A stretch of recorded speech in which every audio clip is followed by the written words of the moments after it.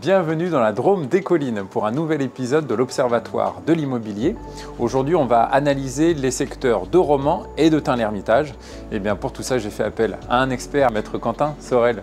Bonjour Quentin. Bienvenue Alexandre, ravi de t'accueillir. Merci, je suis ravi de te retrouver ici à Tain-l'Hermitage. Alors la première question que j'avais envie de te poser, quelle est en gros, dans la globalité, les tendances du marché de l'immobilier? Alors la tendance du marché, on va dire qu'essentiellement, on va assister à une baisse donc, des prix, que ce soit en termes d'indice des prix ou de prix médian. Toutefois, quand on regarde un petit peu dans le détail, on va voir que selon les secteurs et selon le type de bien, on va avoir quand même des éléments disparates avec des hausses de prix médian d'un côté et des baisses de l'autre. Ok.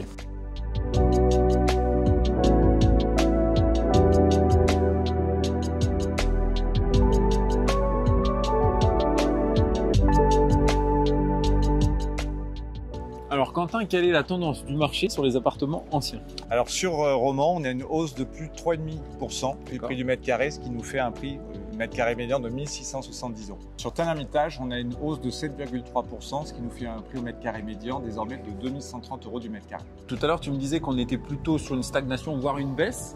Là, sur les appartements anciens, on est plutôt sur une augmentation du prix médian. Qu'est-ce qui explique ça selon toi? Alors effectivement, il faut déjà savoir que les prix au mètre carré médian, c'est une tendance, c'est-à-dire qu'il s'est vendu plus de biens de meilleure qualité l'année dernière.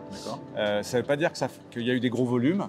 Pour autant, ce qui explique cela, c'est effectivement qu'on avait de plus en plus de biens de mauvaise qualité qui ne se sont pas vendus. Et les gens ont tendance, avec les lois sur la performance énergétique, à se diriger sur des biens de meilleure qualité pour ne pas avoir à faire de gros travaux importants de mise aux normes. Alors, on a analysé le secteur des appartements anciens. Comment ça se passe pour les appartements neufs? Alors, sur les appartements neufs, déjà, sur le secteur de Tain-l'Hermitage, on n'a pas de statistiques parce qu'on n'avait pas assez de volume. D'accord. Pour le secteur de Romans, on est à une baisse de moins 2%, ce qui nous fait désormais un prix au mètre carré de 3090 € le mètre carré.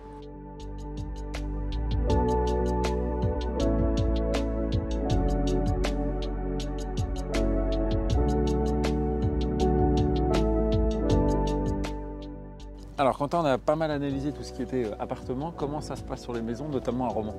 Alors sur le secteur de Romans, on a une baisse de moins 0,9%, ce qui nous fait un prix au mètre carré médian de 241 700 €. Sur Tain, comment ça se passe? Alors on est sur une baisse du prix médian de 2,1%, ce qui nous fait un prix à 233 200 €.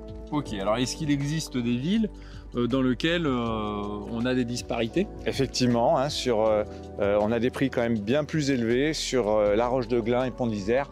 Là, respectivement, on oscille entre 275 000 et 295 000 €.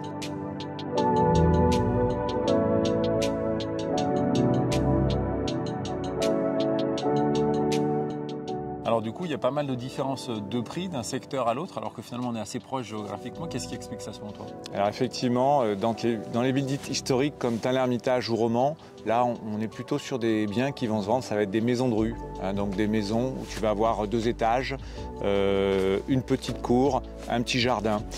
Sur les zones périurbaines comme La Roche-de-Glin ou Pont-d'Isère, on est vraiment sur de la maison de lotissement, donc d'une plus grande surface avec un grand jardin, une piscine, ce qui explique donc que les prix au mètre carré médian sont plus élevés.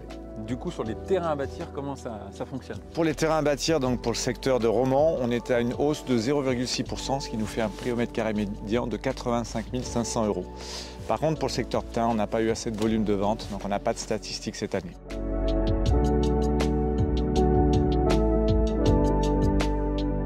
Eh ben Quentin, je te remercie, on a passé un super moment. Merci également pour tous les chiffres et puis surtout l'analyse que tu en as fait parce que c'est ça qui nous importe le plus. Merci à toi d'être venu sur le secteur Drôme des Collines. C'était avec grand plaisir. Et puis quant à nous, on se dit également à bientôt pour un prochain numéro de l'Observatoire de l'immobilier. Vous pouvez aller directement sur le site passeralacte.com pour retrouver cet épisode et plein d'autres. À bientôt.